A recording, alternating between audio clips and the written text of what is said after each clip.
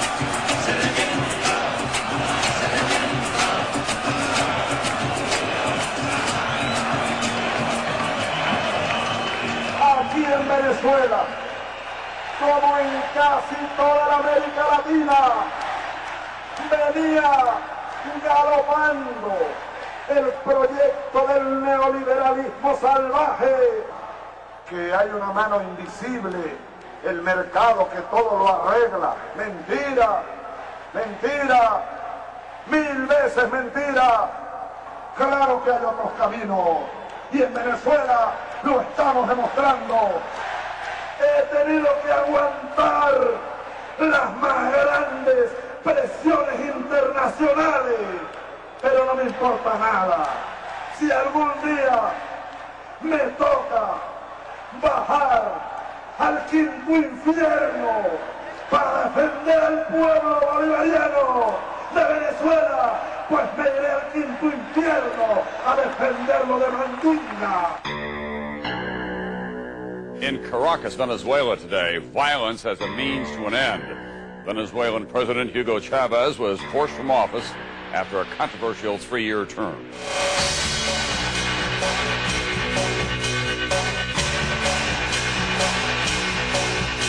Following a military coup, Venezuela is apparently under the control of the army.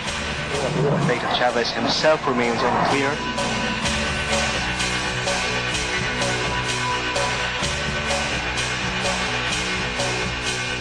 The Chavez reign was controversial from the start. He was critical of the U.S. and a close friend of Fidel Castro.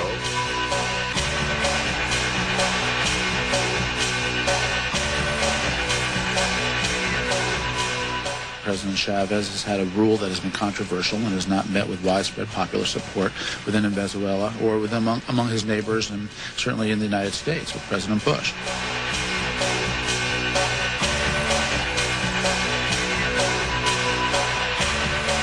Has already led to the end of an oil production strike, leaving the United States hopeful that a new government will help stabilize Venezuela's oil industry, the world's 4th largest exporter.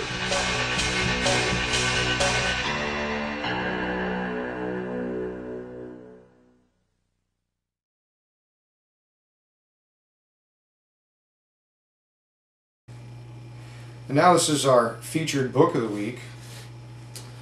Our Unfree Press, which is a really compilation of different things, but it was put together by Robert W. McChesney and Ben Scott. Now, this is a book that basically has a bunch of different articles and essays and exposés written from the last 100 years of radical media criticism, basically discussing exactly what we've been discussing, how the media is controlled, how it's manipulated, and how it's really run by the top, the people in the elite positions. Yeah, and then radical is generally often has a negative connotation to some people. That radical would mean you're just some crazy maniac and you have no sense, and it's absolutely absurd. Radical means root. You gotta get to the bottom of things. You gotta get to the root of the problem. I mean, we all know the famous quote, that, like, money is the root of all evil, for instance. And I mean, that's the same concept that we're trying to get at here, and that the authors of this book is these radical, fundamental things that are wrong with the media. And so we've got some quotes we're going to read from a few of the different entries here. Now, these are various quotes that come from throughout the book, all the last 100 years, essentially, of different writings that have been put out. And this particular writing says, a free press can exist only in a free society. He says, the violations of basic civil liberties by men more determined to defend their power than the political rights upon which the system from which they derive their power is founded.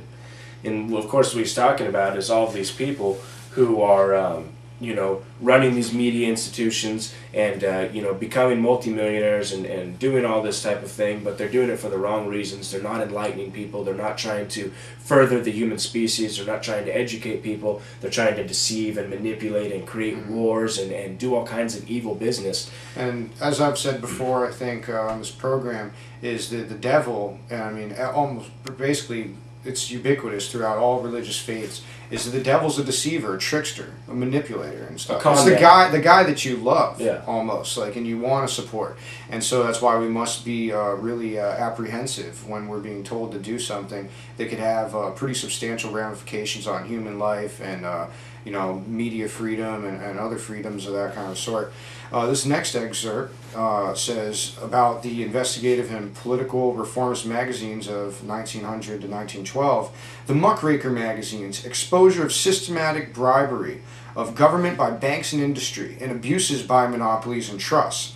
That was too much, and in a series of abrupt acts, J.P. Morgan and the Rockefeller interests simply bought controlling interest in the magazines, installed their own managers, and announced that the public was tired of reading exposés of banks and business. It ended an era of American journalism and national politics. And this is great because on our last episode, we had that excerpt from our previous documentary of the week, which was about the press, and it showed, specifically in our excerpt, that J.P. Morgan got control of the editorial board of some of the biggest papers in the country. And so that pretty much falls right in line with that.